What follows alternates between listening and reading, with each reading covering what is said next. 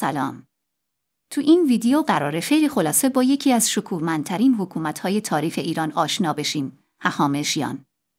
بزن بریم قبل از شروع ویدیو حتما منو سابسکرایب کن. کوروش کبیر بنیانگذار هخامنشیان بود. حدود 2500 سال پیش این پادشاه بزرگ تونستی امپراتوری عظیم رو پایه‌گذاری کنه. منشور کوروش. وقتی کوروش بابل رو فتح کرد، به جای نابود کردن شهر، منشور حقوق بشر رو صادر کرد. بعضی‌ها میگن این منشور اولین سند حقوق بشر در جهان. گسترش امپراتوری.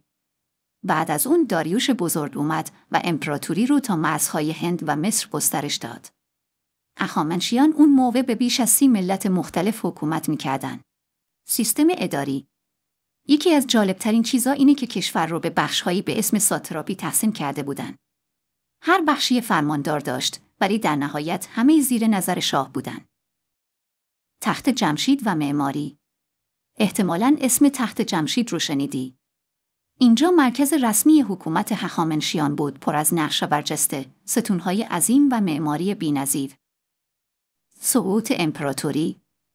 با اینکه خیلی قدرتمند بودن، ولی نهایتاً اسکندر مقدونی به ایران حمله کرد و امپراتوری هخامنشیان رو شکست داد. میراث تاریخی. با اینکه قرن‌ها گذشته، ولی هنوز آثار و افکار اون دوران جزو افتخارات ایرانه. هخامنشیان یه بخش مهم از تاریخ ما هستن. اگه به ایران باستان علاقه داری، حتما کانال رو سابسکرایب کن.